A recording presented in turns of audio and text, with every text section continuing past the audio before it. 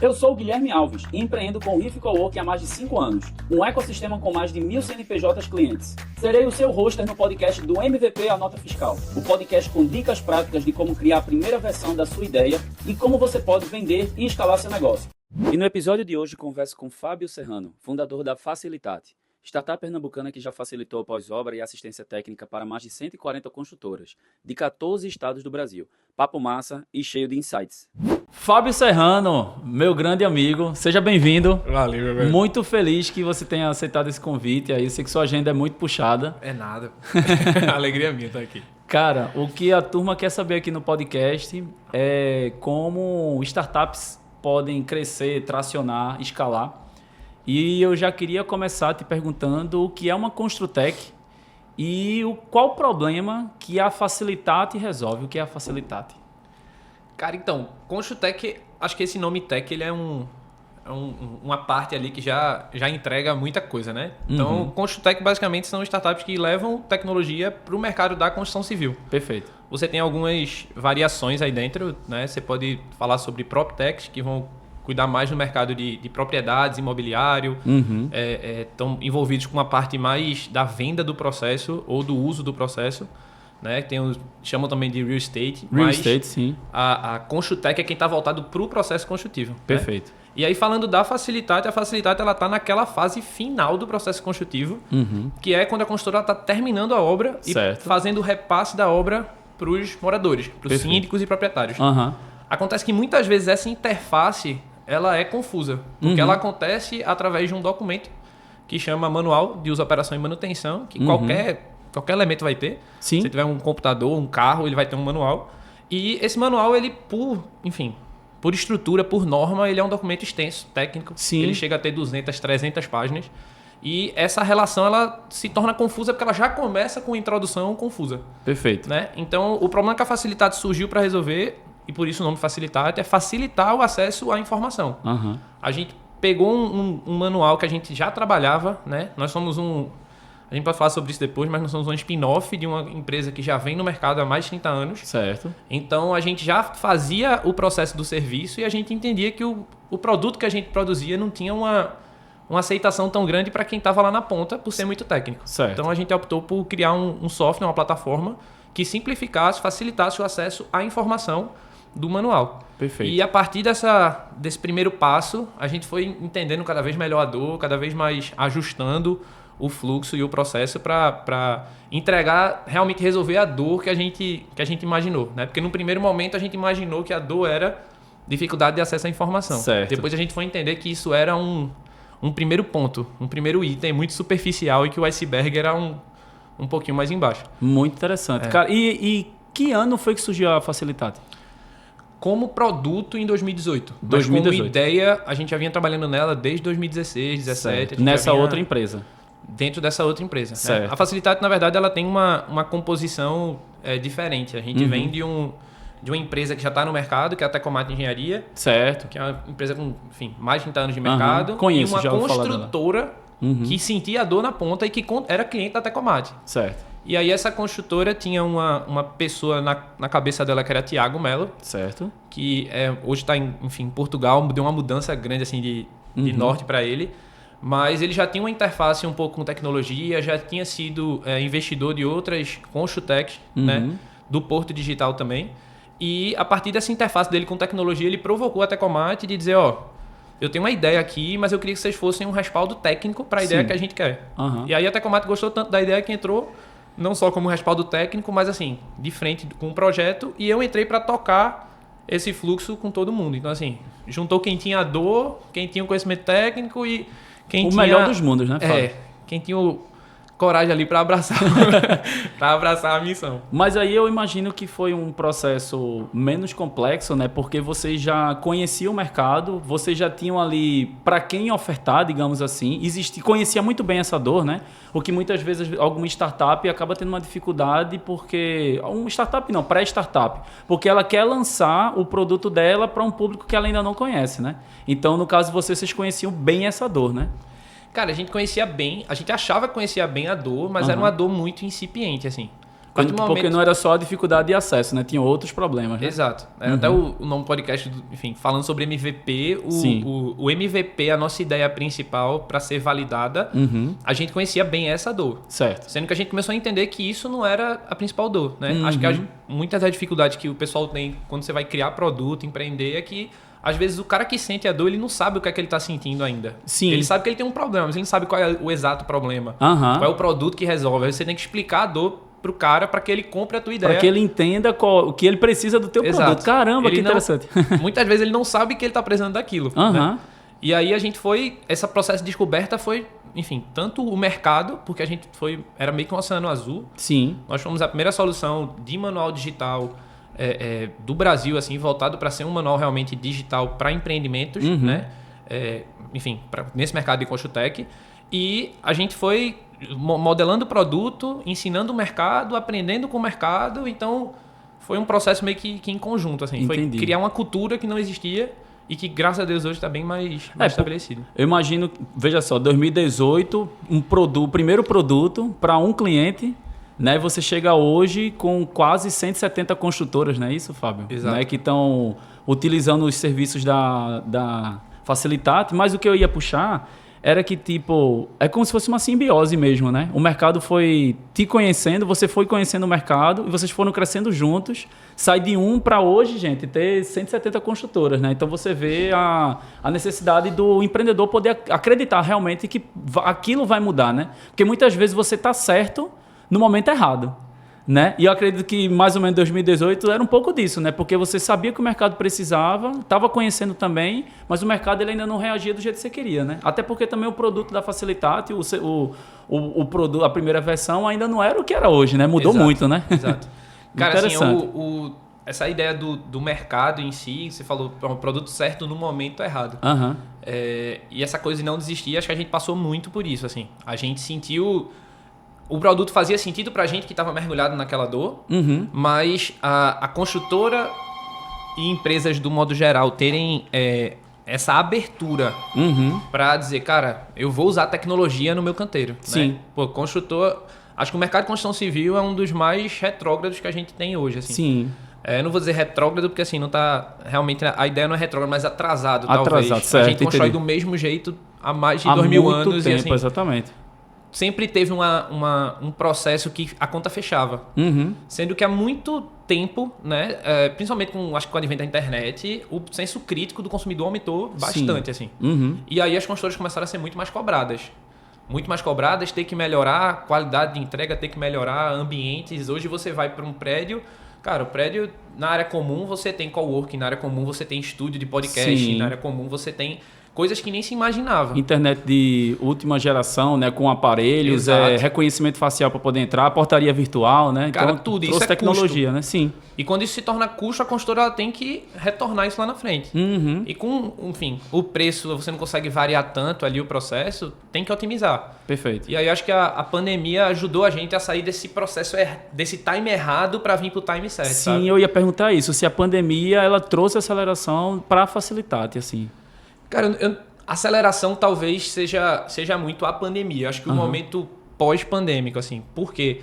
A gente, naqueles 2 primeiros anos ali, 18, 19, que a gente estava indo para o mercado, a gente já tinha alguns clientes que já vinham desses parceiros que a gente tinha e que acreditavam na ideia, mas ainda você não tinha uma disseminação tão grande de usar produtos digitais dentro de construtoras, né, de modo geral. Sim. Então, assim, eu acho que a pandemia ela meio que abriu essa porta para mostrar para o pessoal que, existe um mercado digital e que quem não for digital hoje não sobrevive. Realmente, né? Essa frase que você falou, ela ficou muito marcante, né, ao longo dos últimos anos, né? Tipo, se você não for para o digital, se você não buscar se transformar, né, os processos, digitalizar eles, você não vai sobreviver para uma próxima onda de problemáticas, uma próxima crise, por aí vai, né? Cara, exato. Assim, a gente tinha muito cliente que tinha uma resistência a fazer reunião online. Assim, não existia reunião online, reunião era presencial. Sim. Hoje, é até incomum você fazer reuniões presenciais, né? Hoje 90% se reúne online. Exatamente. A gente atua... hoje a gente está aqui, mas a gente atua em 15 estados. Então, assim, 90% dos nossos contatos com clientes, eles são online. E o fluxo acontece.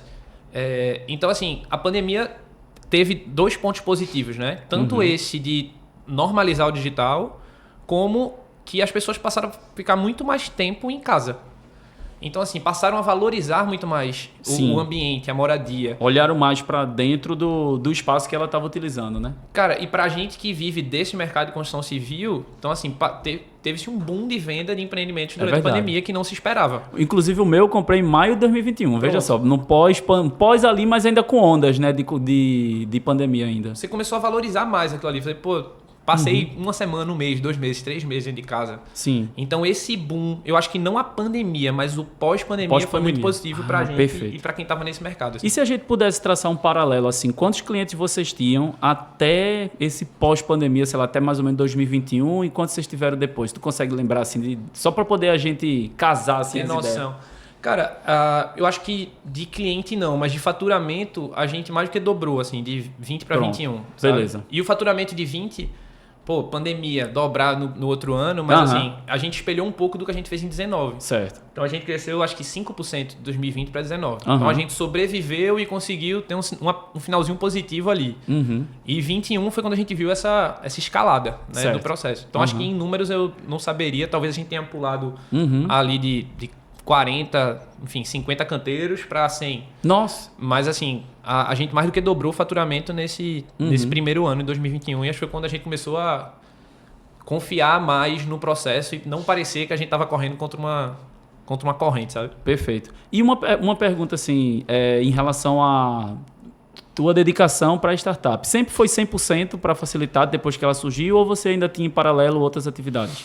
Cara, sempre foi 100%, porque eu entrei no projeto em finalzinho de 2018 ali, começo de 2019. Certo. Né? E eu tava ainda na minha faculdade. Então, assim, minha dedicação não era... É engenharia civil, no caso, né? Engenharia civil. Certo. Parabéns, inclusive, pela conclusão, né? Um grande engenheiro aí, top. Obrigado, meu velho. Eu tava nos finalmente ali, eu tava no apresentar TCC. Eu até lembro que eu atrasei 6 meses meu TCC para conseguir ter um tempo melhor ali para facilitar.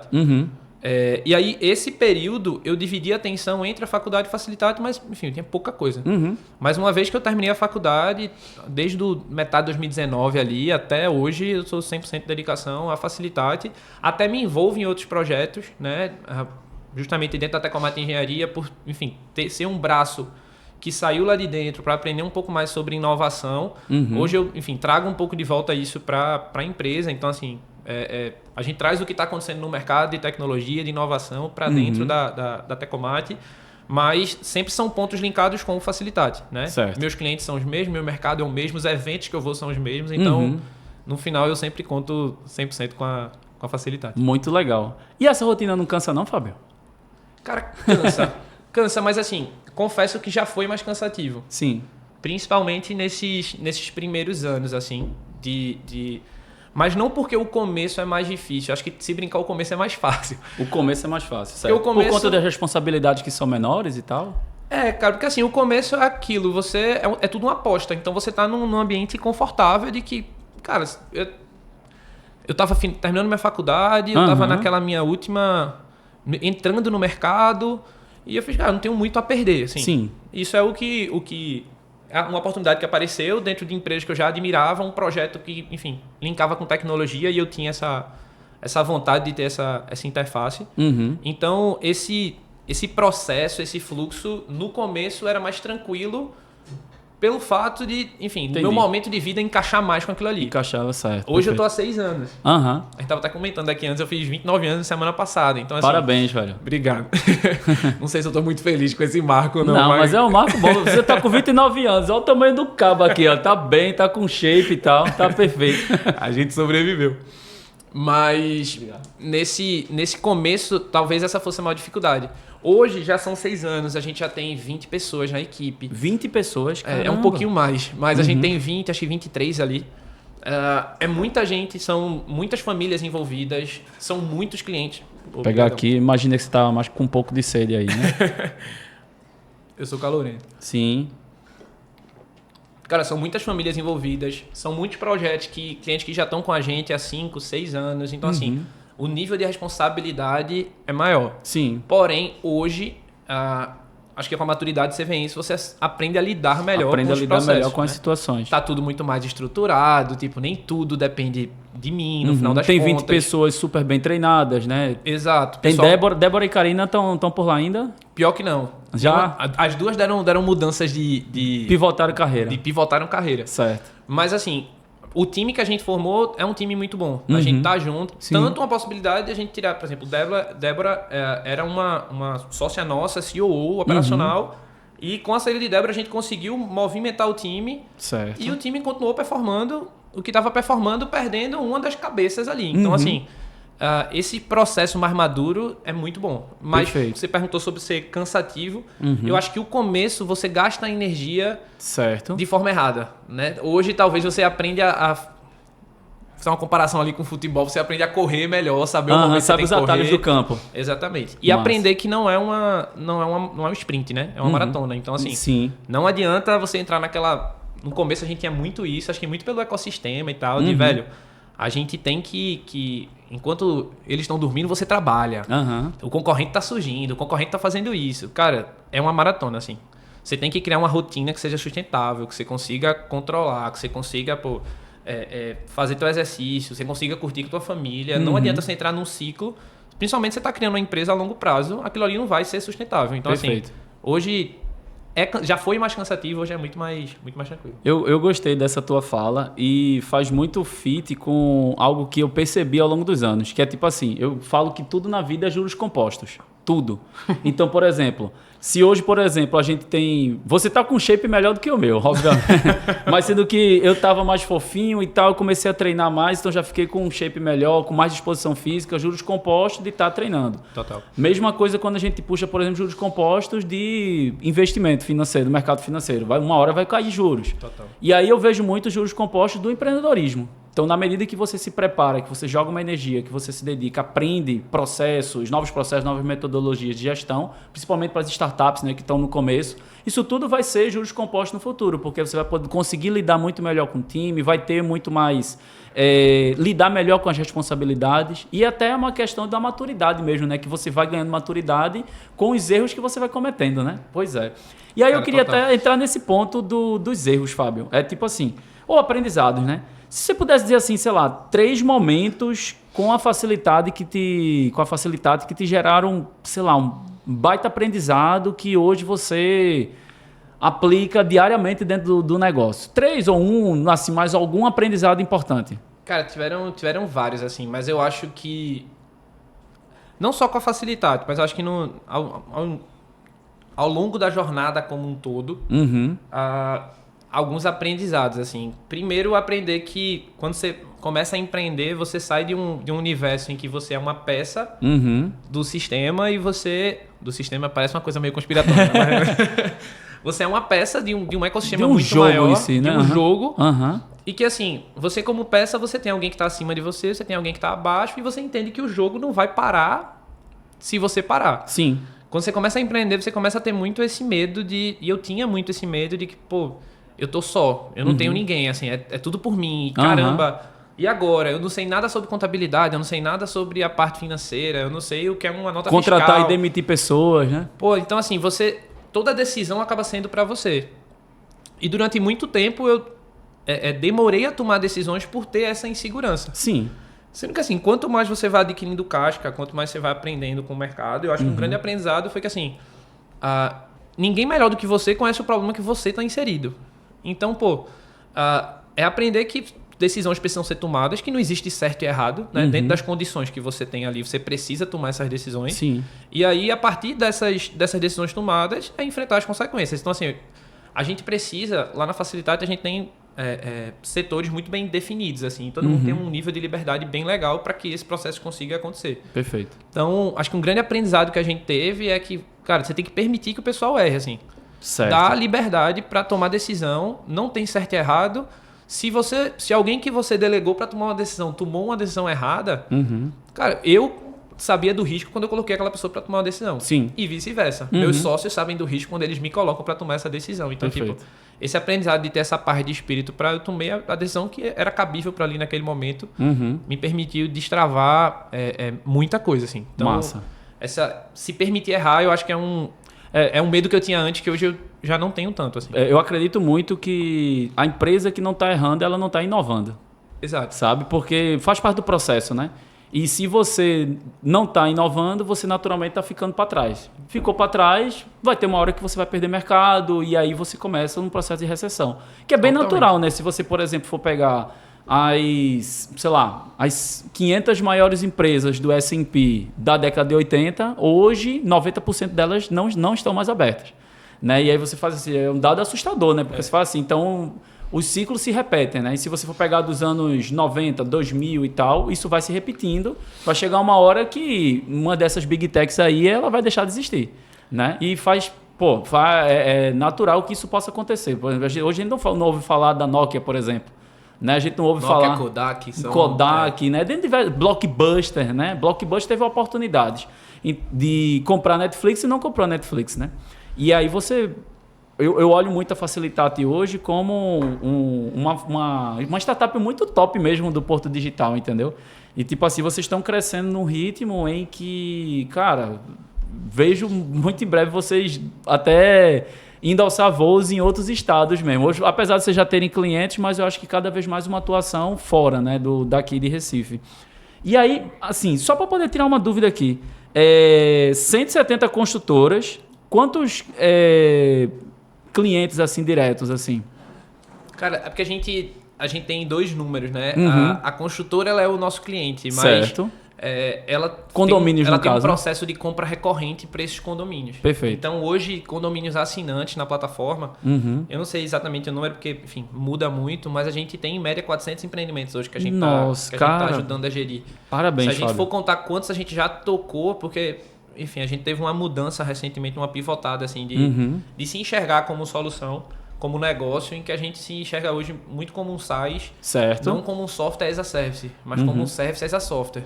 Sim. Como serviço potencializado com tecnologia. Perfeito. Durante muito tempo a gente tinha esse medo de dizer que a gente prestava serviço. Porque a gente tinha que ser um processo escalável, tinha que ser startup e tal. Mas a gente montou uma estratégia para o serviço ser escalável.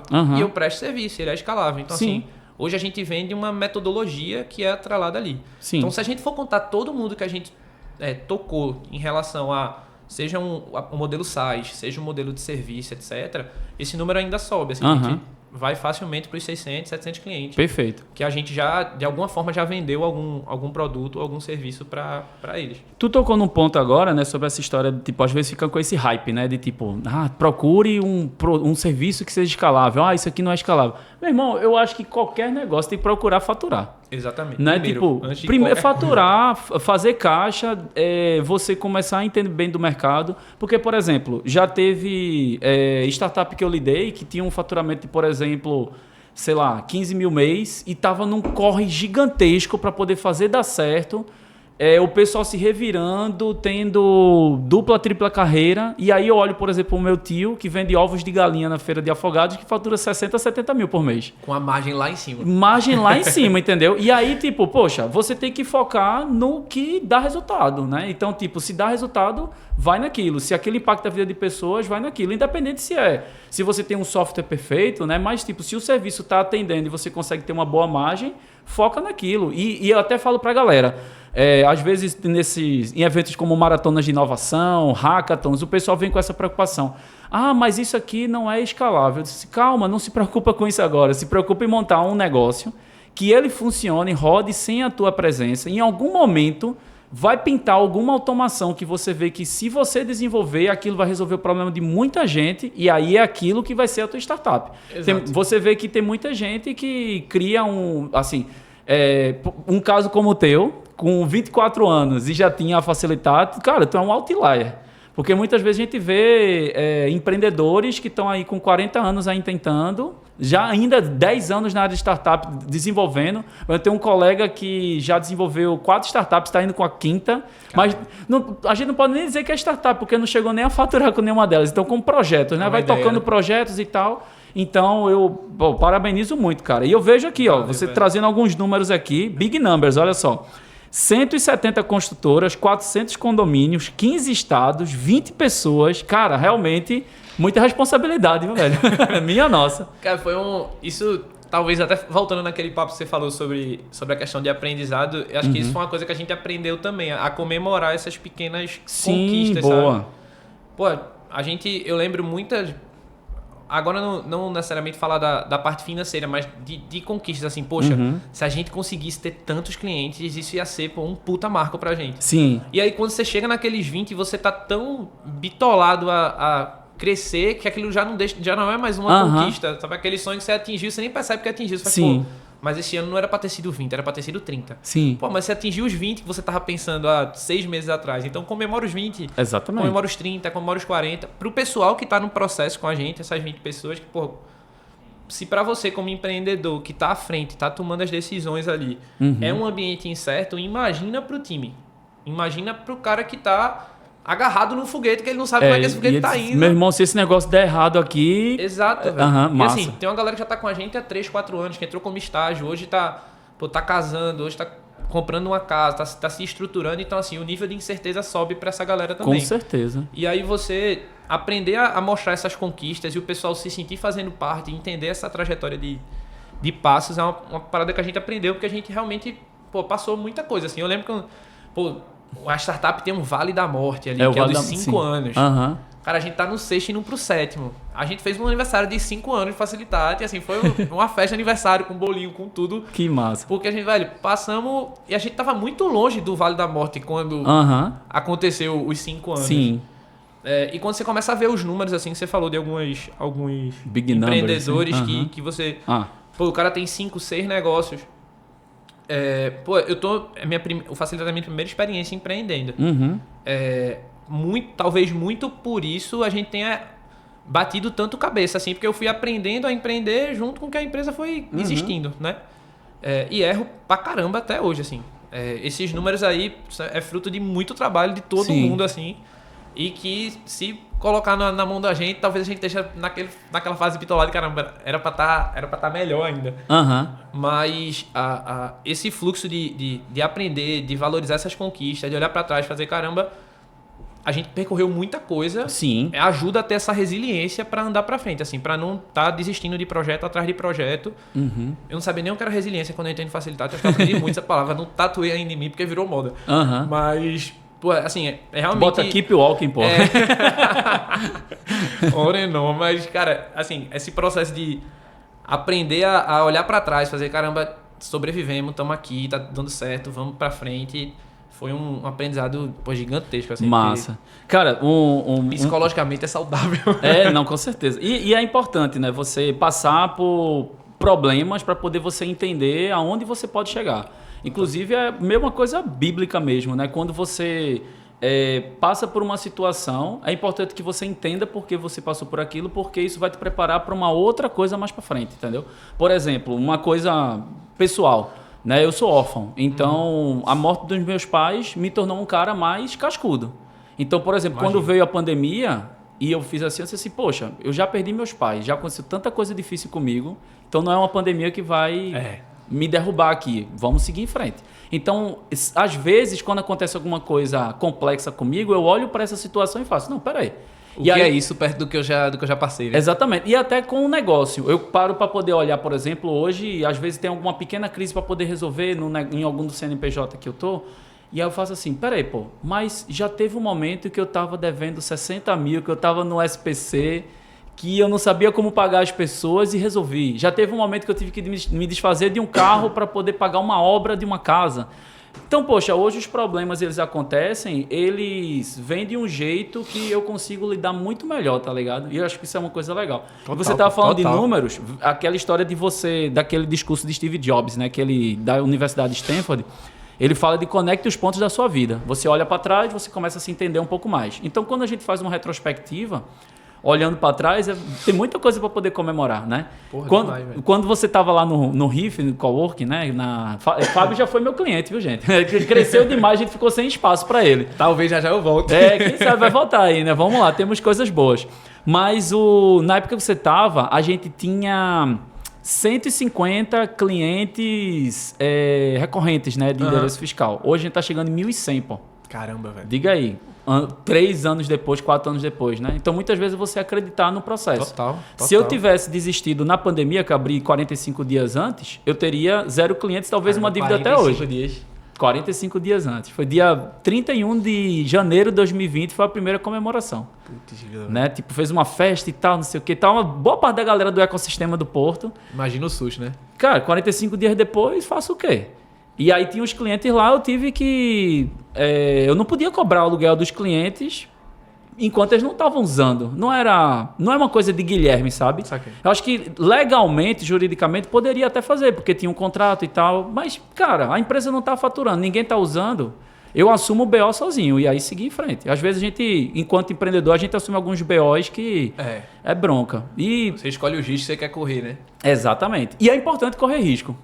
Né? Quanto maior o risco que você corre, maior o potencial de retorno. Quanto menor o risco, menor o potencial de retorno. Né? Então, até para investimento, isso é uma máxima, né? Assim, você, com certeza. Você se colocar nesse processo, assim, entender que para ter resultado você tem que escolher quais missões você vai querer brigar ali. Quanto Exatamente. menos você se expõe, menos retorno provavelmente você vai ter naquele processo. Exatamente. Fica a dica pra galera que tá aí. Vejam só, gente. Fábio, aos 24 anos, abriu a startup, começou a startup, aprendendo com ela, com um salário micro. Porque no início... Bolsa de estágio, pô, bolsa de estágio, né? No início era CEO da startup, mas com bolsa de estágio. Veja só, com 24 anos, fazendo faculdade. E quando eu dei os parabéns por você ter concluído, né? Porque realmente terminar a engenharia civil é digno de parabéns, né? Eu já fui professor da UFPE, então eu tive alunos na área de engenharia civil, davam lá umas cadeiras de administração e... Cara, os alunos adoravam quando tinha a aula comigo, porque eles disseram, professor, é um contraponto, porque você vai trazer a parada de administração, enquanto que a gente daqui a pouco vai ter cálculo com o professor Carrasco. Eu disse, beleza, então vamos aproveitar esse momento. Mas assim, sim, Fábio, aí vamos lá. Uma pergunta sobre o MVP. A primeira versão da Facilitate era um manual digital, era isso? Cara, era assim, talvez a gente tenha até pulado um pouco essa...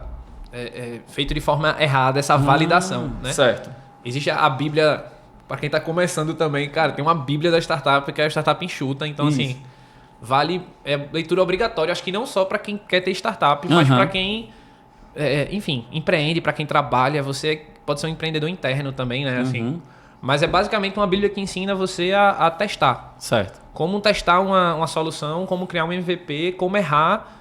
Errar não tem problema, o negócio é errar rápido, aprender com o erro e testar outra hipótese e seguir esse fluxo. Perfeito. E errar barato, né? Errar barato. Isso é muito Sim. importante. Isso foi algo que a gente errou. A gente não errou barato. Como a gente vinha de um mercado muito tradicional, primeiro a gente tinha uma dor dentro de casa, que era uma consultora, que era a Porto Engenharia.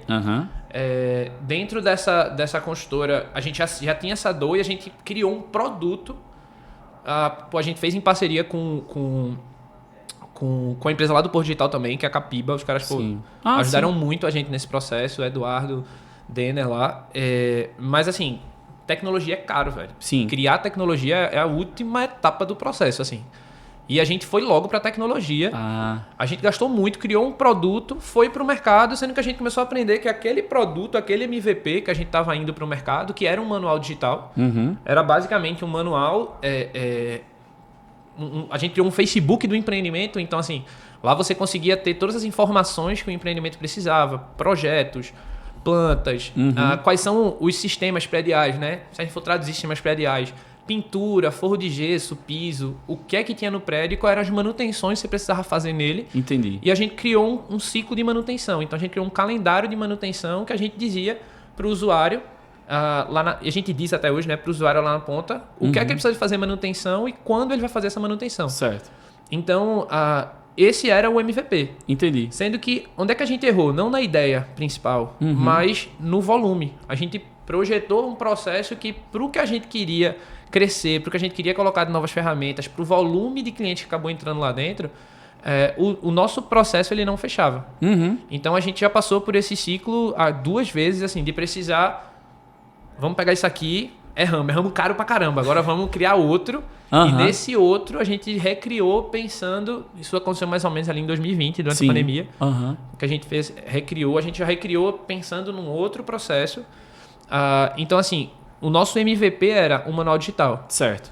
Quando a gente foi para o mercado, pensando na dor de facilitar acesso à informação e que facilitar o acesso à informação faria as pessoas fazerem manutenção, faria a construtora ter menos chamado de assistência técnica e faria o usuário estar mais satisfeito lá na ponta, porque assim, muitos dos problemas que acontecem são falta de manutenção preventiva, que a gente chama. Sim. A manutenção preventiva, ela é justamente aquela que não é a corretiva, é antes que o problema aconteça, né? Tem até uma lei, que é a lei de Sitter, que fala que toda manutenção preventiva ela é no mínimo 5 vezes mais barata do que a manutenção corretiva. 5 vezes mais barata? No sentido de que assim, cara, se você, quando tá uma manutenção, por exemplo, de um DR é um disjuntor que fica no quadro, tu fez obra recentemente, deve tô tendo DR que só pesta. A manutenção de um DR no apartamento é você ligar e desligar o DR para ver se ele tá desligando o circuito, se ele tá funcionando. Isso custa nada, cara, custa um clique. Se um DR falhar, você tem um fechamento de circuito, você pode ter um curto-circuito, você pode ter um incêndio dentro da tua casa, tu pode queimar um chuveiro. Então, assim, a coisa vai escalando no nível absurdo. Uma fachada, existe uma vistoria de fachada, que é você olhar a fachada e entender se aquilo ali está precisando de alguma manutenção ou não. Se você simplesmente não olha, acontece uma fissura ali na fachada, um revestimento de escola, aquilo cai lá de cima, cai em cima de alguém, cai em cima de um patrimônio. A coisa escala muito. Então, assim, essa lei fala que é muito mais barato, e ele fez, enfim, vários testes para isso, você pensar em manutenção preventiva do que pensar em manutenção corretiva. Perfeito. E a nossa teoria era essa, que se a gente desse mais informação dentro do MVP, você faria o pessoal correr atrás de manutenção e criar uma cultura de manutenção. Quando a gente, na verdade, entendeu que assim, o processo estava um pouco longe disso ainda. Certo. Não é simplesmente dar informação que a coisa vai acontecer, a cultura vai se criar, as pessoas vão fazer manutenção. Então, a gente foi aprendendo que eu não preciso somente de um manual digital. Eu preciso de um manual digital, eu preciso de um sistema de gestão de manutenção, eu preciso que esse sistema alerte o usuário fora da plataforma para eu trazer ele para a plataforma. Então, a gente hoje trabalha com alertas por e-mail, a gente trabalha com alertas lembrando o processo de manutenção a ele. O processo de manutenção está linkado com um problema futuro da construtora, que é a garantia. Então, para você manter uma garantia do teu imóvel, tu precisa fazer manutenção. E a construtora precisa verificar se a tua manutenção está sendo feita da maneira correta para que ela atenda o teu chamado.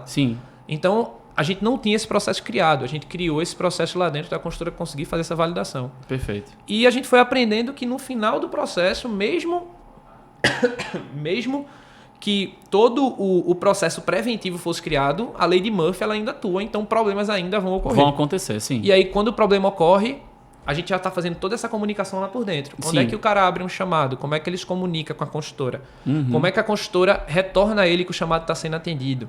Toda essa comunicação, hoje a gente precisou criar isso dentro da plataforma. Então, a gente já tem a parte de gestão de chamadas e assistência técnica lá dentro. Certo. Então, assim, foi uma composição que a gente foi andando do MVP até chegar no produto que a gente está hoje.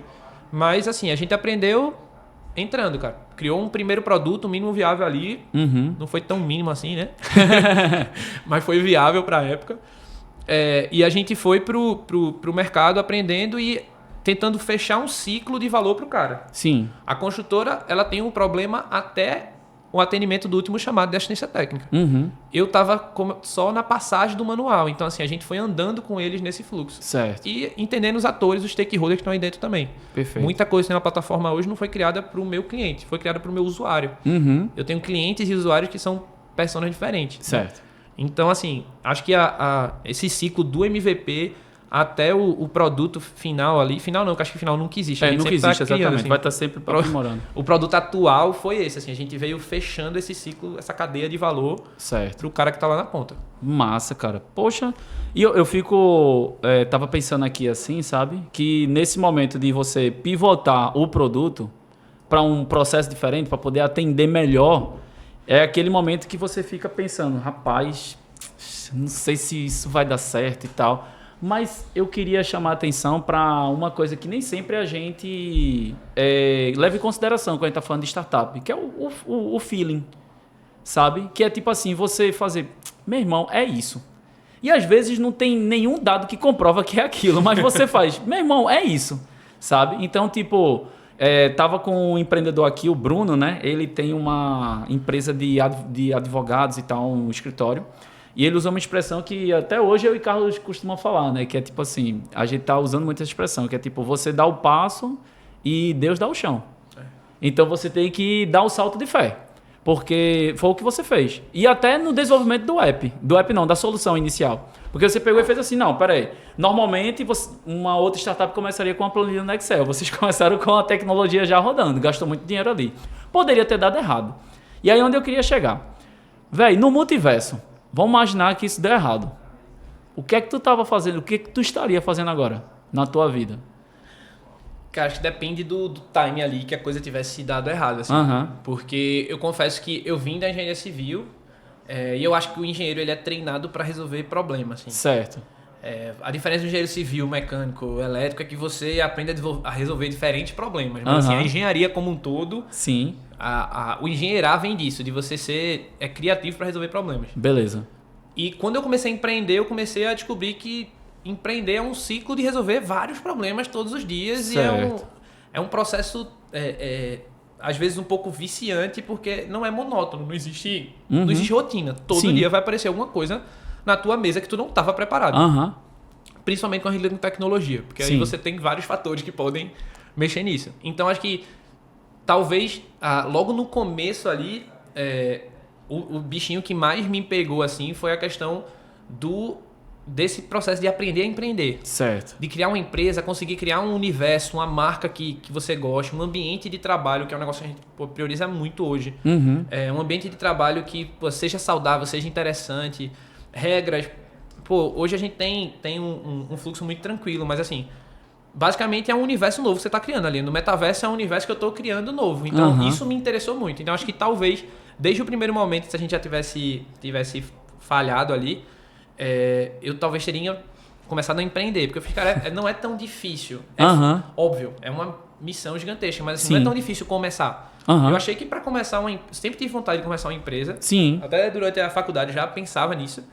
Sendo que na minha cabeça eu precisava de muita grana, eu precisava de muita ideia, eu precisava de um sócio que me desse um suporte a grana ali, sim. Exato.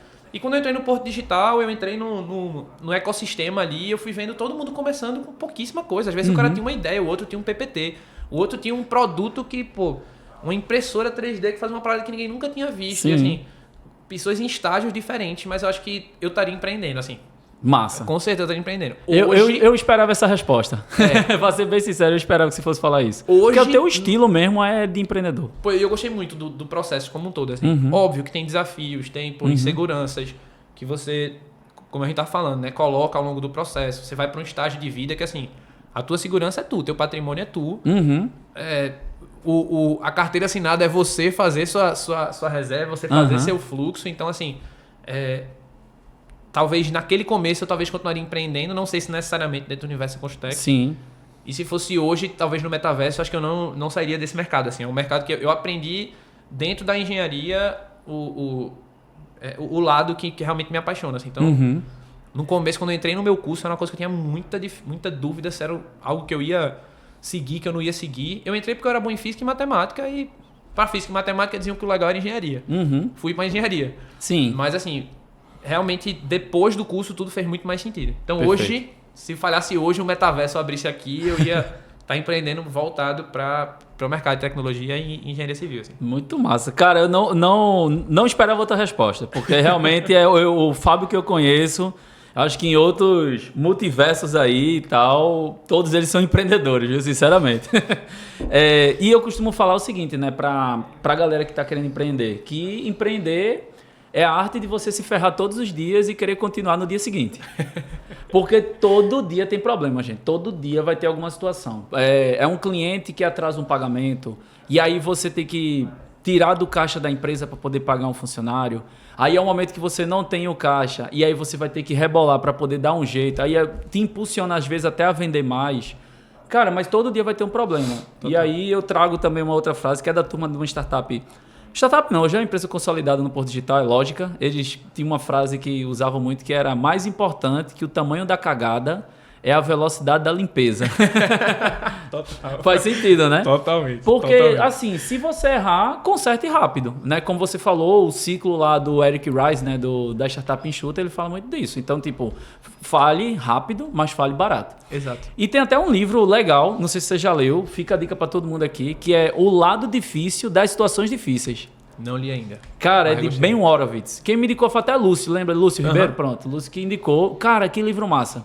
Porque ele fala um pouco da história de um empreendedor que durante uma fase de IPO de um negócio, e ele estava querendo fazer o IPO, sendo que ele precisava de grana, sendo que ele não teria como fazer o IPO em torno de um ano se não tivesse alguém que bancasse um ano de operação dele. Então, tipo... E aí, nesse meio período, a esposa dele tem um problema de saúde, cara. Então, ele, tipo, o lado difícil das situações difíceis. Porque muitas vezes tem muito romantismo, né? Quando fala de empreendedorismo.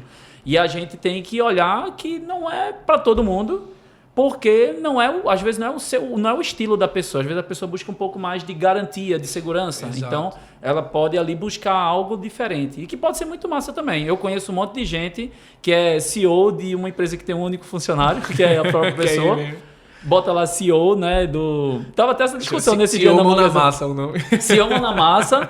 E, tipo, não tem um faturamento muito alto e banca esse hype de ser um empreendedor e tal, mas está faturando ali muito menos do que uma pessoa que está numa carteira de trabalho. Totalmente, e que está construindo uma marca, um negócio muito massa e tal. Então, tipo, eu diria que, assim, independente do caminho que a pessoa vai, é entender ali se aquilo faz sentido. Se fizer sentido, segue em frente, né? Exato. E assim, para estar nesse universo de tecnologia, de inovação, por digital que a gente está falando, não necessariamente você precisa ser um empreendedor que está na ponta. Sim, verdade. Pô, tem um cara que ele vai ser bom pra caramba de TI, mas ele não tem o menor interesse em estar à frente, pensando estrategicamente na empresa, fazendo a coisa operar. Ele quer estar criando produto, ele quer estar mergulhado em produto. Esse cara é um empreendedor, mas assim, ele não está na frente do processo. Sim. Esse cara, porventura, pode vir a ser, enfim, um sócio ali da operação e tal, mas esses personagens, eles são diferentes também. Sim. Então, por exemplo, lá no Facilitate, a gente, durante muito tempo, eu dividia a responsabilidade ali com Débora. Sim. E que, pô, a pessoa operacionalmente, 100% foco dela. Ela gostava muito disso. E ela namorava um pouco ali com essa questão mais executiva do processo. Sim. Mas assim, você pode... Tem gente que o ambiente confortável dela não vai ser na parte executiva. Não vai ser nesse jogo, vai ser no outro jogo. E ainda assim você pode sobreviver desse universo, sobreviver da inovação, tecnologia. Não necessariamente inovação é tecnologia, né? Mas assim, esse processo... Hoje eu vejo muito mais peças no mercado que não estão nesse processo decisório, nesse status, mas que estão fazendo o negócio acontecer pra caramba ali. São peças muito mais importantes e às vezes muito mais caras que o próprio CEO dentro do negócio. Pois é. Na verdade, o que faz uma empresa realmente são os funcionários. 100%. Por exemplo, se for somar todo o salário dos seus funcionários, eles vão ganhar de lavada do teu salário. Cara, então, tem gente que pode somar um só, tem gente que lá dentro já é mais importante operacionalmente do que eu. Olha, 1000 vezes, assim. É óbvio que dentro do negócio, quando você vai falar, existe um jogo de startup principalmente, né? Às vezes a gente tava falando aqui, o cara do mercadinho que tem uma margem gigantesca que vai estar tirando ele não quer crescer, ele não quer escalar, ele quer manter ali porque aquilo ali dá uma renda massa para ele e tá tudo certo. Ele não joga tanto esse jogo, mas quando você fala de startup, você vai muito para jogo de investimento, de venture capital. Então assim, acho que o papel do empreendedor ele é muito importante nesse sentido, assim, de definir tua estratégia. Perfeito. Porque, pô, principalmente quando a gente começou ali, era a primavera das startups aqui no Brasil. Primavera, né? Depois veio o inverno. O cara chegava com um PPT e, pô, captava... E já captava dinheiro. Captava alto. Bicho. E sendo que essa galera foi muito feliz para eles, mas quem veio depois foi muito triste, porque assim... Teve muito projeto que não tinha maturidade para receber. E pegou essa turma como inspiração. Faz um PPT que dá certo. Já não era mais assim. E assim, o investidor subiu o patamar dele absurdo. De dizer, velho, eu não boto mais meu dinheiro em qualquer PowerPoint, não. Então assim, hoje acho que o mercado deu uma normalizada no processo. E aí, isso volta para aquela conversa que a gente tava falando. Você aprender como quem tá à frente ali a jogar esse jogo. Certo. De quem é o meu negócio é ser escalável, é buscar captação. Não, meu negócio não é captação, meu negócio é um M&A. Ou então, não, meu negócio nem é captação nem M&A. Eu quero morrer nessa sociedade aqui, mas eu quero tornar uma empresa lucrativa. Então, assim, acho que o papel do CEO é mais nesse... Do executivo lá na frente, é mais nesse da representação, sentido. De mostrar o caminho, né? Beleza. Fábio, a gente já está conversando há um bom tempo aqui, estamos indo para os instantes finais, digamos assim. Então, algumas últimas perguntas aqui para poder a gente vamos nessa. Se encaixar aqui. Tem alguma prática de gestão que você adota dentro da Facilitate, que você fala assim, pô, isso aqui faz muito sentido para gerar mais notas fiscais? Tipo, alguma coisa que você fala assim, isso aqui garante resultado. Essa prática de gestão garante resultado. Cara, eu acho que assim, o objetivo é sempre maiores e melhores notas fiscais. Com certeza. Silvio Meira fala bastante disso, né? Mas pensando na gestão, acho que o principal ponto que valeria a pena compartilhar assim, é a parte de uma gestão rápida, né? Certo. Em que sentido de uma gestão rápida? Tem uma gestão que a gente fala de descentralizada. Tipo assim, a gente tenta fugir muito daquela questão de pirâmide, de cadeia, que toda decisão que vai chegar na operação, ela tem que passar por todas essas camadas. Então, assim, essa gestão ágil ajuda muito a gente, assim, no sentido de que a gente cria times que sabem muito bem o que estão fazendo. É uma empresa bem horizontal. Certo. Então, assim, tem vários heads de cada setor e esses heads têm um universo deles ali e dentro desse universo deles eles têm sprints, eles têm demandas que eles precisam matar. Então, assim... Só uma pergunta. Esses heads hoje tem o quê? O head da parte de clientes, de CS, de inovação, tecnologia? Fala aí. Um head CS comercial... Certo. Operacional, que é a parte de técnica de engenharia, e tecnologia, e eu que estou à frente do processo mais executivo. Então, assim, perfeito. Cada cabeça dessa tem seu time, e cada time funciona de forma independente, mas todo mundo... Meu trabalho é focar todo mundo na mesma direção. Certo. Porque eu não preciso puxar todo mundo, eu quero que eles me empurrem e eu vou direcionar qual é a direção que está acontecendo lá. E quando eu falo de puxar e empurrar, não é no sentido de quem tem mais ou menos vontade. É no sentido de que minha função é apontar o norte. E vai todo mundo correr junto. Certo.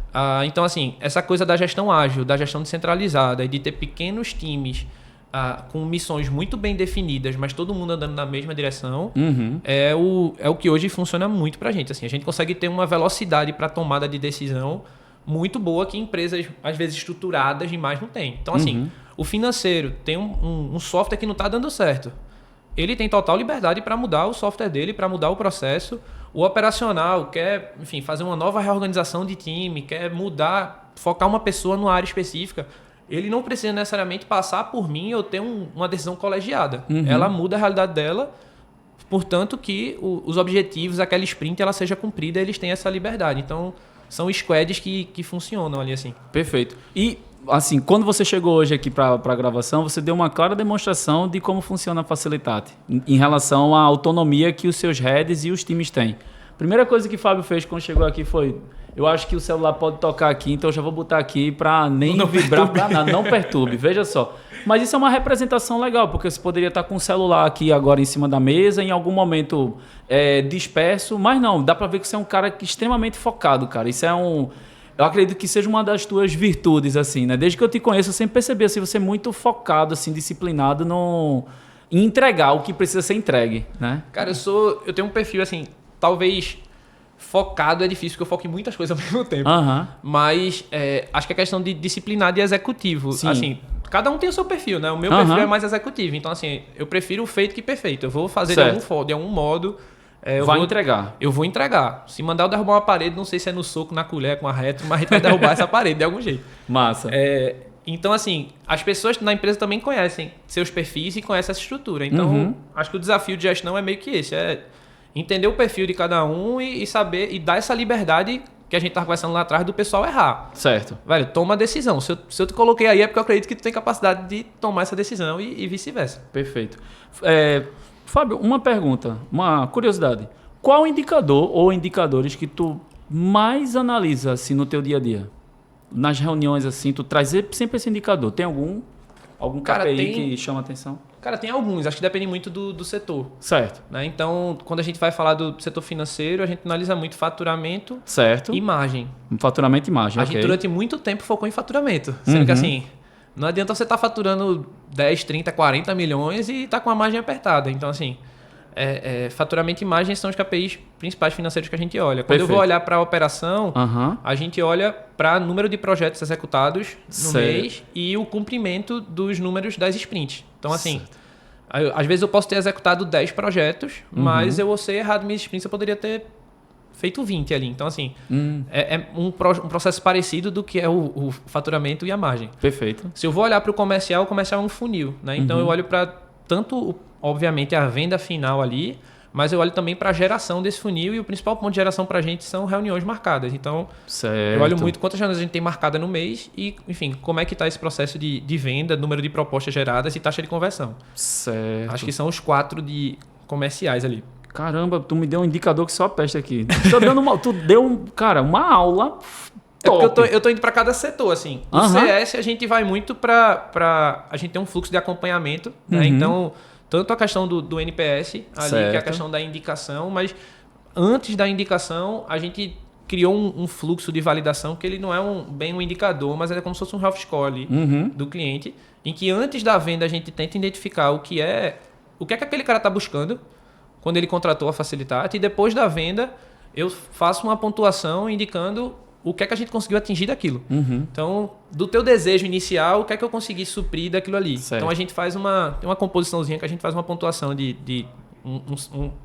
uma pontuação de saúde ali dele, que, pô, para esse cara a gente fez sentido, para esse cara a gente não fez tanto sentido. E aí, isso vai guiando a atenção do sucesso do cliente para ele. E hoje teu NPS está em média quanto?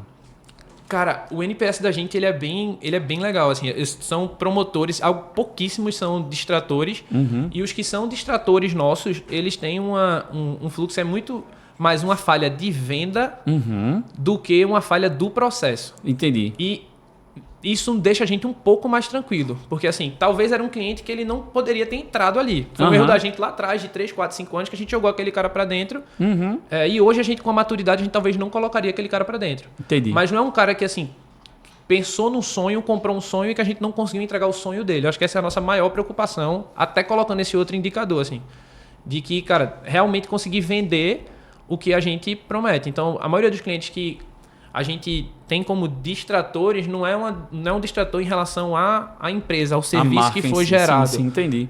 Que foi feito ali. É muito mais relacionado a talvez o produto que não encaixou na realidade dele e ele não indicaria para pessoas daquela realidade, entendeu? Entendi, perfeito. Cara, que aula, viu, velho? Nada, fiquei impressionado aqui, porque fazendo aqui uma retrospectiva, né? Você trouxe essa pegada da Construtec, num primeiro momento mais focada na dificuldade de acesso, isso em 2016, até 2018, quando você entendeu que existiam outras filtros que dava para poder trabalhar lá dentro, e aí você foi mudando um pouco o produto, saiu de um cliente para 400 condomínios, né, basicamente, 170 construtoras hoje envolvidas com a Facilitate, atuando em 15 estados. Impressionante, cara, assim, você vê que mais de 20 pessoas atuando. Eu achei muito legal algumas frases que você trouxe, assim, né? Tipo, você trouxe que essa pegada do crescimento da Facilitate foi porque as pessoas começaram a normalizar o digital, então no pós-pandemia você cresceu. Alguns aprendizados, né, que você trouxe para dentro do negócio. Permitir que o seu pessoal erre, isso é muito importante. Comemorar pequenas conquistas, né? Isso foi muito massa. Um erro, também um aprendizado, foi você ter focado diretamente na tecnologia no início do negócio. Então, quando você mudou, as coisas começaram a fluir. Então, você deixa de ser um SaaS, né, um Software as a Service, e passa a ser um Service as a Software, né? Isso é muito massa. E aí você trouxe um ponto importante que eu olho assim e faço, caramba, o que as pessoas pagam para poder usar a Facilitate sai barato, porque o foco na prevenção sai 5 vezes mais barato. Né? Então, você traz essa pegada, né? Como prática de gestão, e que você traz que faz muito sentido para dentro do negócio. Gestão rápida, ágil, descentralizada, né? Você traz as pessoas para a mesma direção, o que eu acho que é um desafio muito grande, porque são pessoas de gerações diferentes, né? E, pô, acho que ficou muito marcante aqui no podcast o fato de você ser muito disciplinado executivo. Eu acho que fica a dica para todo mundo que quer atuar com negócios, né? Você trazer essa disciplina, né? Porque, poxa, o trabalho devolve, mas o não trabalho também devolve, né? A falta de gestão também devolve. E você falou sobre essa pegada dentro dessa gestão rápida, né? De você ter times ali com heads e vários sprints que você toca, né? E sempre analisando indicadores como Health Score, NPS, taxa de conversão, reuniões marcadas, número de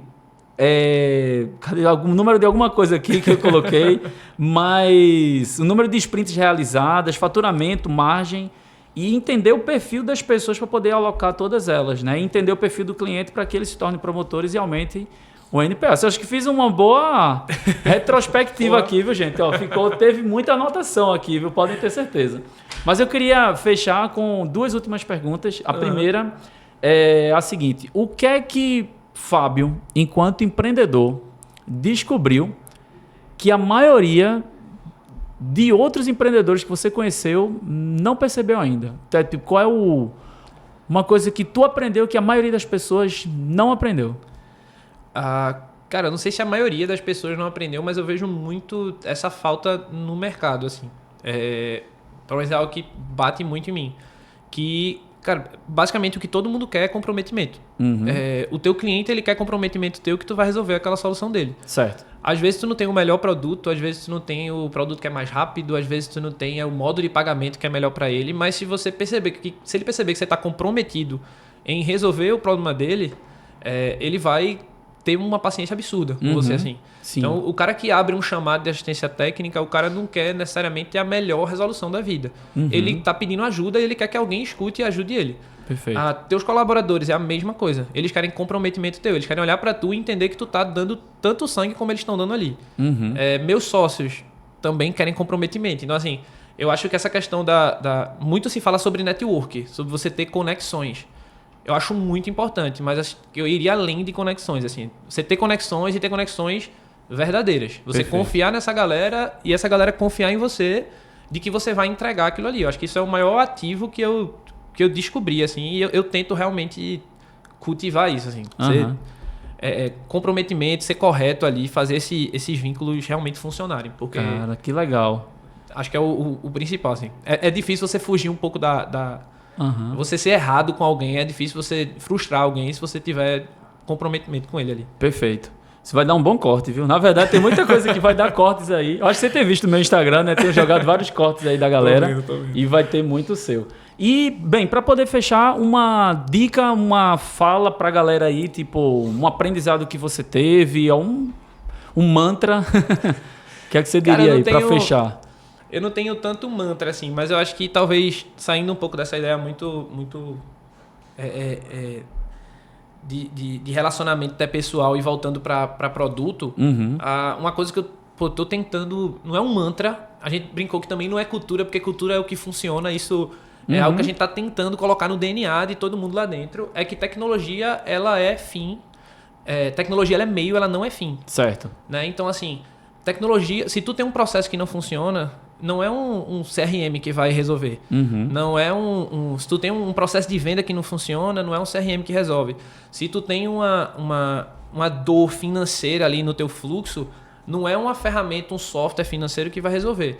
Antes de tu chegar na tecnologia, tu tem que melhorar o teu processo pra caramba. Antes de ser uma empresa tecnológica inovadora, você tem que criar processos de inovação. Você tem que entender que tecnologia ela é um meio para você atingir alguma coisa. Ela não vai ser fim nunca. Perfeito. E isso se reforçou muito lá dentro quando a gente pensa sobre a ChatGPT, a inteligência artificial. Tipo assim, eles sempre vão ser ferramentas. Elas não são soluções para problemas. Se tu tá desorganizado, não é o GPT que vai salvar a tua vida. Se tu tá desorganizado, não é um CRM, não é um RP.